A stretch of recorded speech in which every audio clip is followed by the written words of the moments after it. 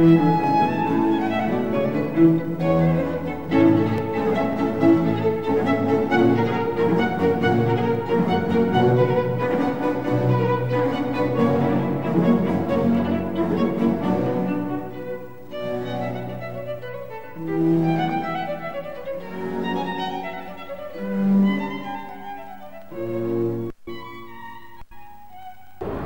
je donne la parole à Madame Barthélémy, qui est vice-présidente de l'association La Costelle pour la sauvegarde du patrimoine.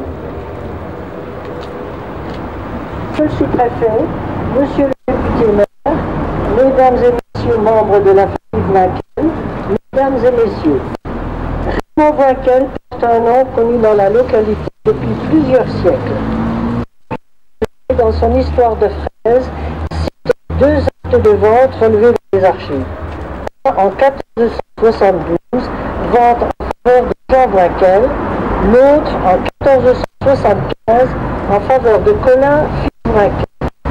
Du couple Nicolas Voinquel, Élisabeth Gérard, marié dans l'église de Fraise le 25 février 1743, combien de leurs descendants ont fondé une famille souvent nombreuse, comme celle de Jean-Nicolas, 1800-1873, surnommé le Blanc Voinquel, et de Marie-Claire Vincent.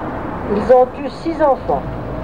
Dans ses carnets, Jean-Baptiste Axer note en juillet 1872 la mort de fièvre typhoïde en quelques semaines d'une de leurs filles, d'une petite fille et d'un fils. Quelle affliction pour cette famille, écrit-il. Alors, entre parenthèses, dans la descendance de ce fils, Monique, Jean-Paul, le sympathique boulanger, et Didier Voinquel.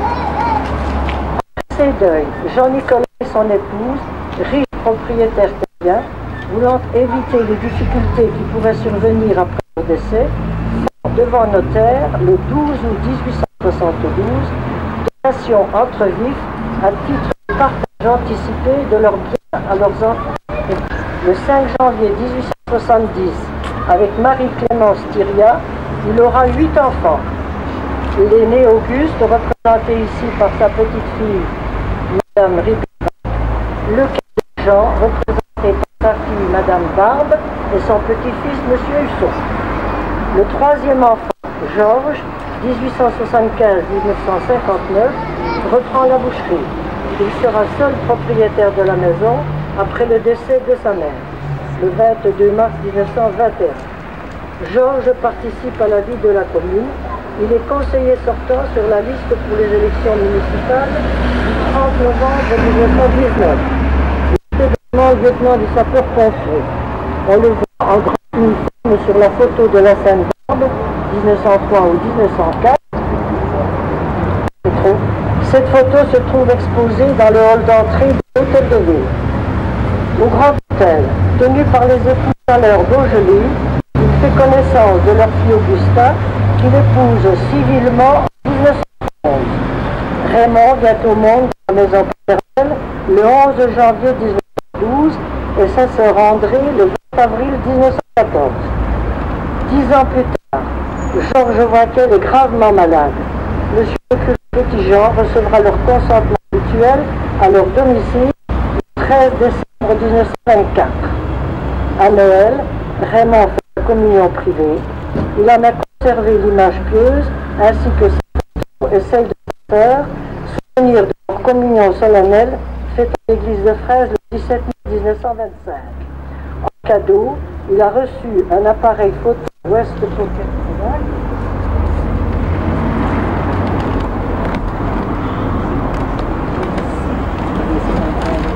Cet appareil remplacera celui trouvé dans le grenier de la maison et qui devait dater de 1870.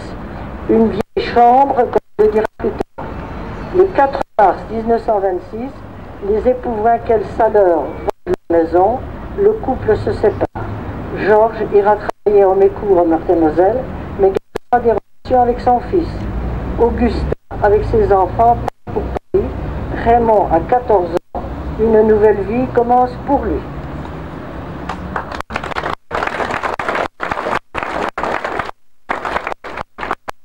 Nous allons donc maintenant dévoiler la plaque qui est apposée sur la maison natale.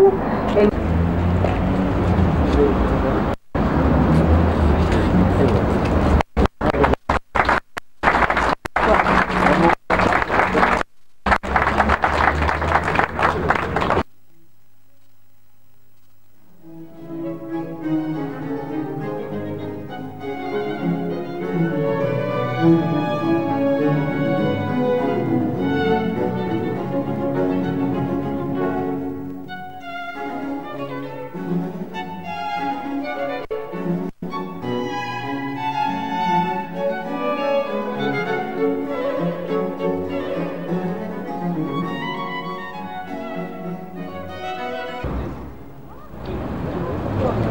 avoir fait des recherches comme vous aussi intéressantes, et pas figurer sur la postérité.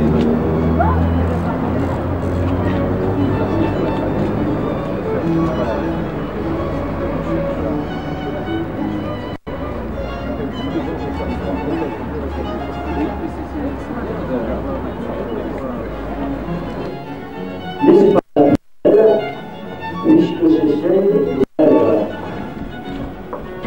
Bon, avant d'entrer, je vous demanderai s'il vous plaît un peu de patience. Il faut d'abord que je vous confie qu'il y a un an à peine, je ne connaissais rien sur Raymond Boinquel. Ce qui n'était pas connaissait pas, c'est tout. Comme beaucoup de Praxiliens, ce monde avait pour moi un goût de millefeuille et de charlotte aux pommes ou à la framboise, ce qui, au-delà d'une publicité gratuite, reste dans le domaine du plaisir, voire du rêve. Je voudrais en éclatant dans une robe Givenchy, signée Raymond Boinquel, ouverte par Madame Jacqueline Barthélemy, notre mémoire praxilienne, qui me raconta ce que je viens de vous dire tout à l'heure, allait mettre en marche, comme par un baguette magique, ce que vous avez devant les yeux. Cette photo que complétait une légende annonçait l'exposition Raymond Boinquel, les actes de rêve, réalisait la mission du patrimoine photographique sous couvert du ministère de la Culture à Paris et plus précisément à l'hôtel de Sully. Alors, j'ai ouvert la porte du rêve et depuis je n'ai eu qu'une hâte, celle de vous faire partager ce plaisir. La municipalité de Fraise, évidemment, était bien sûr, comme le dirait Raymond Boinquel lui-même, la dame du rail idéale pour conduire à bon port le train de notre entreprise. Elle a fait avec beaucoup de sérieux, avec des services techniques compétents et des moyens financiers dignes de celui que nous célébrons aujourd'hui. Je tiens donc à remercier très sincèrement toute la municipalité et les services convenus, les priant d'excuser le harcèlement que je leur ai fait subir durant de longues semaines. Et puis, il y a la députée compétente à la matière et tous les bénévoles qui ont passé de nombreuses heures ici pour construire ensemble cette grande chambre noire porteuse d'images.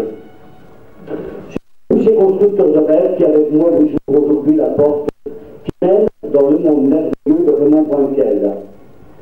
Avant tout à l'heure, vous ne parcouriez, je voudrais vous dire que cet homme n'avait du goût que pour ce qui est beau. En disant cela, on aurait presque dit. Il faut y ajouter sa passion d'image. C'est Juif Feuillère, sa meilleure amie, qui dit cette passion d'image ne venait-elle pas chez Raymond de l'héritage de son grand-père, dessinateur à l'imagerie finale. Chez l'aïeul, et son petit-fils vosgien, même passion pour l'illustration d'une époque ou d'un métier. Après, avec son respect, il prend des photos à fraise et plein fin. Les images, il les regarde sans cesse et en fabrique. Il restera un enfant que l'image va fasciner toujours et toujours, et pour que cette fascination ne s'arrête pas, il va sans cesse la rendre plus belle, joyeuse, comme le dira un critique de mes voix, lisse, plus polie. J'ai horreur de la laideur, confiera-t-il un jour à un journaliste. Il va découvrir les musées, à commencer par le Louvre, qu'il va découvrir après la séparation de ses parents en 1928, après que sa mère, Dédé, sa sœur et lui aient quitté Fraise pour s'installer définitivement à Paris. La mort de Rudolphe Valentino avait troublé cet adolescent qui se dit alors « Je ferai du cinéma ». Et ajoutant « Mais je ne sais pas très bien ce que je vais y faire ». Il fait du cinéma. En 1929, le cinéma parlant vient d'arriver, Raymond Boinquel entre dans ce qu'il appelle ce monde étrange et fou. Il y fait la figuration, trouve de petits boulots dans Paris, lavant les verres au fond du café, dans un bistrot de la rue des Martyrs, jouant au groom dans les grands hôtels de Paris où, beau gosse curieux, il s'est attiré les regards. Il se fait même conduire en Rolls-Royce chez Maurice Ravel, qui, s'adressant à la dame qui l'accompagne, s'exclame en le voyant, mais amenez un petit prince, jouer la valse, rien que pour moi. C'est en 1930 qu'il va faire ses premières gammes de photographe, ou plutôt de photographe de cinéma, comme il le verra plus tard. 18 ans, son talent fait déjà merveille. Un très fameux, voire feu, marteau, datant de 1931, pour sa grande maturité artistique et sa maîtrise objective. Il assistera plus de 150 films, soulignant ses photos, davantage de soucis artistiques commercial, toujours déchiré entre un travail bien fait et un travail bien fait. Ce sont les ces photos qui sont exposées ici, leur photographie est immense. La mission du Panthéon, qui possède tous les clichés, pour renouveler plusieurs fois une exposition pointuelle, sans pourtant en intérêt de qualité. D'ailleurs, les photos les plus récentes présentées ici datent de 1959, alors que l'artiste continue à travailler. Il ralentira sa production pendant la dernière guerre, uniquement se consacrer à des paysages et des portraits au studio Parcours à Paris. On lui laisse citer ce qui ne sera le privilège d'aucun autre photographe, si plus soit-il. La question de la couleur et les méthodes publicitaires cinématographiques mirent fin à son travail de plateau. La mort de sa mère en 1971, avec qui il avait des liens affectifs très forts, le laissera un peu sans image. C'est à partir de 1975 que la célébrité vient à sa rencontre. Il n'y compte plus. Des expositions à Paris, de ville, à Londres, à New York, avec un petit détour à Lunéville, entre autres, en 1978, donnent à connaître ses œuvres photographiques. La critique le découvre et parle de lui en termes élogieux. Des artistes photographes lui rendent visite, lui demandent conseil, achètent des œuvres, limitent et parfois, dit-on, le plagie, comme le célèbre américain Bruce Ler. On peut lui acheter des clichés, mais il refuse. Raymond Voinquel, maître de l'ombre et de la lumière, ne serait plané d'aucun photographe. Mais maître, disait-il, c'est mon peintre. J'aime la peinture plus que n'importe quoi, plus que la photo même. Alors, objectif, il crie son admiration au peintre italien Bronzino, maître de l'irréalité des traits dans la lumière. Au Louvre, étudié Pietà, sculpte des Apollons à la Michel-Ange, iconographie Michel Simon. La photo de Michel Morgan étonne son audace, tandis que les nus restent cachés. Voiquel, dans son visage, est sublime corps, visage et paysage, et du blanc, l'ombre et la lumière. Quand il ne peut atteindre le beau, il fait une carte. La laideur est alors la place à la vision, vue, en ruine, en Quasimodo ou Orson Welles. Tous ne sont que des sujets passifs, que le maître conduit dans sa ménagerie. Ils sont quelques privilégiés à être photographiés chez lui, et avec eux, parfois, se tissent des liens d'amitié, comme ce sera le cas de Saint-Marais, Cocteau, Daniel Darieux, Martine Carrel et surtout Louis Schleyer. On peut encore longtemps parler de Raymond Voinquel. C'est un Louis Schleyer qui résume le mieux les qualités de son ami, portraitiste et célébrité de son temps, de mode pour les revues les plus élégantes, doué pour tous les arts. Raymond Voinquel restera le témoin le plus politique et le plus proche du 7e art et de ses artisans. Cela à toute notre reconnaissance. Le 14 juillet 1994, Raymond Voinquel s'en est allé discrètement, sans l'ombre ni la lumière du photographe. Il est parti avec ses rêves le jour où l'on magnifiait la liberté. Avec l'objet de l'âme, c'est à vous de nous rappeler qu'il n'y a ni rêve, ni poésie, ni art sans liberté.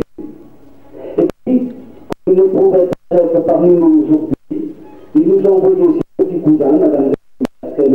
Michel, sa cousine, Madame Poulard, devant laquelle à qui il a confié un séminaire photo dans l'entrée.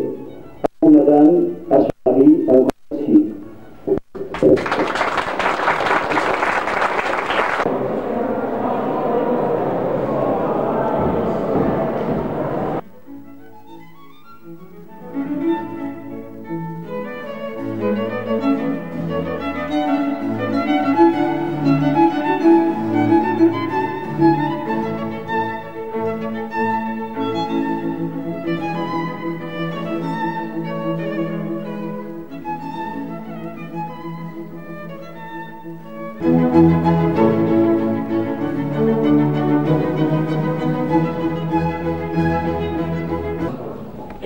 Chère question, Madame, Monsieur le sous-préfet, Mesdames, Messieurs les maires, Mesdames, Messieurs les élus, j'aimerais si possible que la famille puisse venir à côté de nous, la famille de Raymond Winkel, si c'est possible. Un grand moment, parce que c'est le retour d'un enfant de Fraise. Certes, même si sa présence physique ne pouvons pas en profiter, nous avons la famille qui est ici. Je les remercie d'avoir accepté notre invitation. Et puis nous avons, par l'intermédiaire de l'exposition, son regard qui, au travers d'une boîte noire, a immortalisé des visages qui nous sont chers, qui sont chers à la culture française et au cinéma français. Je ne ferai pas mon discours sur l'art photographique parce que je n'ai pas énormément de connaissances. Je suis comme beaucoup d'entre vous, je crois qu'on regarde ces photos-là et on les admire et on en reste un peu quoi, parce que la qualité avec laquelle elles sont réalisées font qu'on reconnaît effectivement l'artiste photographe au travers de ces photos, qui pour la plupart d'entre elles, ces photographies ont traversé les océans, ont une valeur mondiale. Moi, je tiens surtout ici à remercier tous les acteurs de cette magnifique exposition. Parce que c'est vrai, François qui disait tout à l'heure que je savais tout. En réalité, je ne me souviens plus, c'est Bernard ici présent qui me l'a rappelé, qu'à l'époque où je faisais le correspondant de presse, j'avais dû découvrir, parce que je ne sais plus dans quelles circonstances, qu'il y avait un certain Raymond Winkel, photographe de cinéma connu mondialement, qui était né à Fraise, et puis à l'époque j'ai dû faire des recherches, mais j'étais persuadé que c'était Hubert qui avait fait le papier. Il m'a dit non, c'était à l'époque. Alors on avait découvert à ce moment-là qu'il y avait effectivement une célébrité à Fraise, et puis c'était un peu tombé dans l'oubli. Heureusement, il y a eu cette exposition à Paris l'année dernière, et le classement de 130 clichés dans la collection nationale, qui ont fait que le nom de Raymond Winkel est revenu à la surface. Et pour nous, ça a été un objectif de se dire, cette exposition a eu lieu à Paris, la première fois où elle sortira en province, il faut que ce soit à Fraise. Alors c'était un peu un défi qu'on s'est lancé, et finalement, je crois que grâce à la participation de nombreuses personnes, on a pu réaliser ce pari qui n'était pas facile au départ. Alors, je voudrais remercier, bien sûr, déjà financièrement ceux qui nous ont soutenus. Alors, Christian, qui, grâce à son appui, a réussi à obtenir des aides de la Direction régionale à l'action culturelle, ainsi que, donc, je peux vous dire la somme, 20 000 francs de l'action culturelle, et puis également la Caisse d'épargne des Pays Lorrains, je ne sais pas si elle est représentée ici, qui nous a également aidés à hauteur de 10 000 francs. Alors, c'est peut-être un peu terre à terre de parler à la mention totale, je crois qu'il faut savoir quand même, parce que c'est une exposition pour laquelle nous avons voulu avoir la qualité. C'est vrai que c'est présenter une exposition comme celle-là, on ne peut pas approcher les tableaux, je dirais même dans un salon comme ici, ou mettre ça sur de la simple tapisserie. Il fallait véritablement donner à ces clichés le cadre vraiment qui convenait. Et c'est M. Claude qui m'a finalement donné l'idée, qui m'a fait percevoir la façon avec laquelle ça a été réalisé ce matin. Il est par là, M. Claude, je crois. Je ne vois pas. Il est là. Il m'a dit ben ça ressemble à une boîte noire, cette exposition. C'est vrai que finalement, je ne sais pas si tu y as pensé, certainement, c'est maintenant effectivement effectivement symbolise bien Boinquel, Raymond Boinquel, le photographe. Alors, je veux donc remercier ces gens-là, remercier bien entendu François, le président de la Costel, et toute l'association qui a passé énormément de temps sur cette exposition. Il a fallu l'imaginer, la réaliser, et c'est vrai que le harcèlement dont tu parlais a été réel, mais finalement c'est nécessaire, je crois, pour arriver à cette qualité d'exposition. Je voudrais remercier les services techniques parce que ça fait depuis janvier qu'ils travaillent sur cette exposition, transformer la salle des fêtes telle qu'ils l'ont faite, c'était gageur au départ. Ça a été fait, c'est réalisé, avec l'objectif d'avoir maintenant un matériel d'exposition sur la commune qui permette ultérieurement pour d'autres expositions d'avoir un cadre idéal. Qui dois-je remercier encore? Je ne sais plus, parce qu'il y a tellement de personnes qui se sont associées. Remercier, après-midi je l'ai dit, remercier Madame Martin, qui maintenant propriétaire de la maison, a autorisé tout à fait gentiment à ce que nous apposions cette plaque sur la maison. Et puis toutes les personnes qui vraiment de près ou de loin nous ont aidés, parce que la presse qui n'a pas manqué de rappeler dans ses nombreux articles cette exposition. C'est un secteur ici qui est peut-être favorable, parce que je vois Marie-France qui est là, portraitiste de France. Marie-France, je ne vais pas dire prendre le relais de Raymond Boinquel. Il faudrait à Paris et aller faire des portraits de nos artistes actuels, mais c'est vrai que c'est une autre période pour moi, c'est un autre monde. On disait tout à l'heure avec Christian, en regardant la façon avec laquelle les artistes témoignaient, leur façon de parler et de voir les choses, c'était quand même une autre époque, mais c'est une époque qui fait partie de notre patrimoine. Alors aujourd'hui, commencer la journée du patrimoine ou inaugurer la journée du patrimoine à Fraise avec Raymond Boinquel, c'est une chance que nous avons eue. L'année dernière, à cette époque, on n'aurait jamais imaginé qu'un an plus tard, la journée du patrimoine serait placée sous le signe de Raymond Boinquel. Alors, merci à tous. Et puis, je souhaite qu'il y ait énormément de gens qui puissent profiter de cette exposition parce qu'elle est vraiment prenante, elle est surprenante et elle fascine.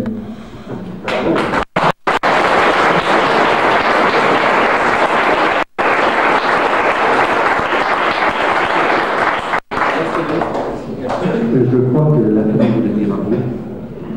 Monsieur Barre. Oui, j'ai pas besoin. Très bien.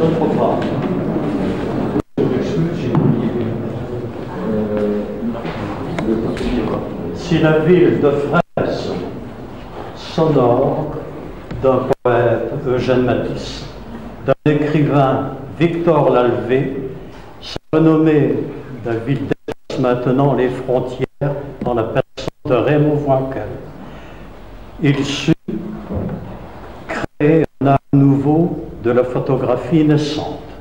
Il a la peinture, il a transposé dans les portraits les célébrités du temps.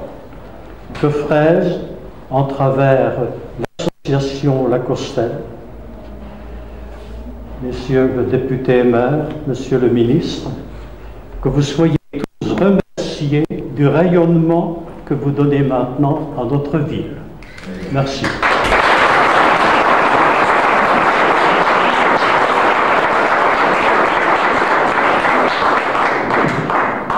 Je passe la parole à Christian Pierret, ministre de l'Industrie. Merci, monsieur le député maire, conseiller général, messieurs les maires, mesdames et messieurs les adjoints et chers amis élus. Je n'ajouterai que 2 ou 3 impressions ou considérations personnelles, rassurez-vous, très rapides, avant qu'à votre invitation, monsieur le député maire, nous partagions le pot de l'amitié. Monsieur le sous-préfet, vous faites l'honneur également d'être là aujourd'hui, après une autre exposition intéressante également. En lisant à l'entrée de l'exposition, dans la petite vitrine, les 4 pages d'une lettre d'Edwige Feuillère, j'ai trouvé, en effet, comme le disait Claude Jacou il y a un instant, qu'on savait écrire lorsqu'on était acteur de cinéma il y a quelques années. Mais j'ai trouvé quelque chose qui nous fait chaud au cœur, à nous, fraxiniens ou vosgiens, c'est qu'elle attribue à notre ami photographe les vertus qui sont les siennes parce qu'il est né à Fraise, dans le département où, par ailleurs, à Épinal, sont nées les fameuses images. Et Edwige Feuillère fait le rapprochement entre le sens de l'image, de l'expression graphique, et le penchant ou l'inclination naturelle pour la photographie. Cela n'est peut-être pas faux, car certainement, jeune, le photographe Moinkel, sans savoir qu'il allait plus tard consacrer sa vie à cet art, a dû être influencé par les petits albums qu'il lisait d'images d'Épinal. Au-delà de l'anecdote et de la filiation culturelle, je crois que ce qui nous frappe, c'est aussi d'abord l'appareil qu'utilisait Moinkel, simple, une simple boîte noire en bois, et donc qui indique que son expression artistique doit tout à une certaine rigueur dans la démarche. D'ailleurs, il s'exprime et communique avec nous en noir et blanc, avec au fond des moyens techniques très simples, voire même sommaires, dirait-on aujourd'hui, en période de technologie avancée.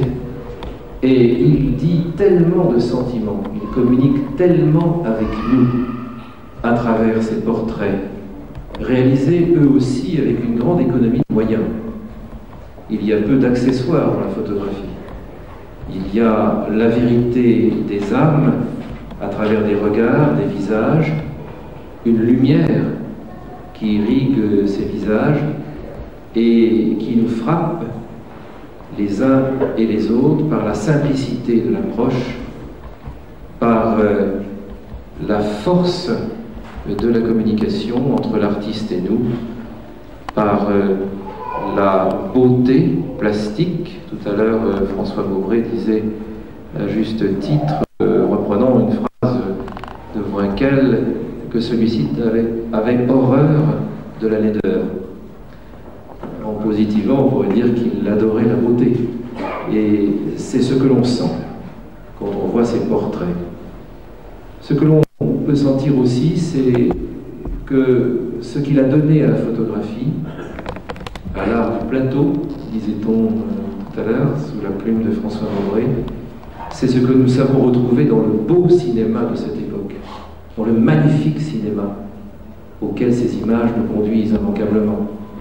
Et dans ces acteurs, on peut dire là vraiment ces monstres sacrés, et cette époque-là du cinéma, qui elle aussi, avec une technique simple et forte, savait communiquer l'essence, l'essentiel de l'art.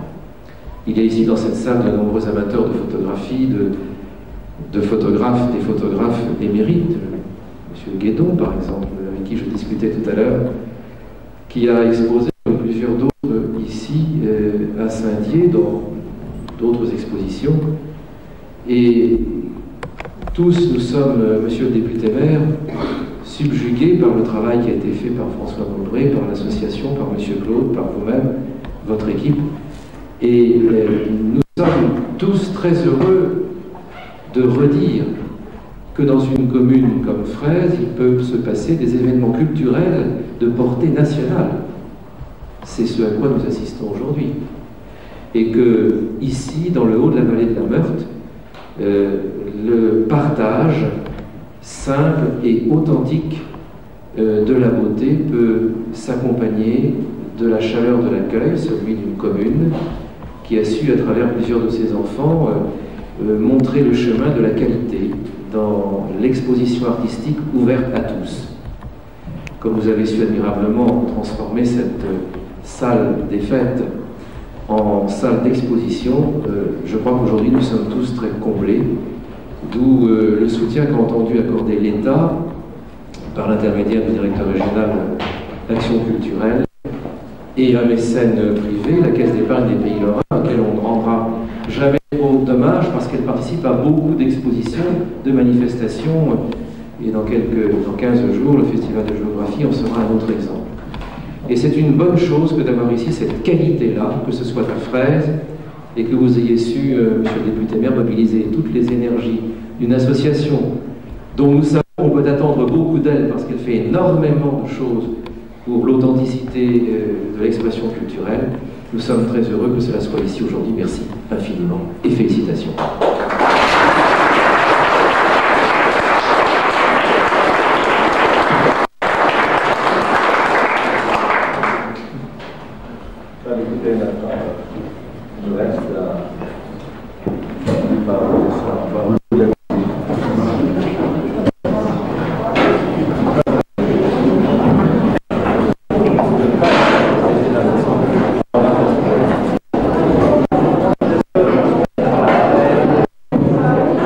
Une petite annonce, quand vous repasserez à la...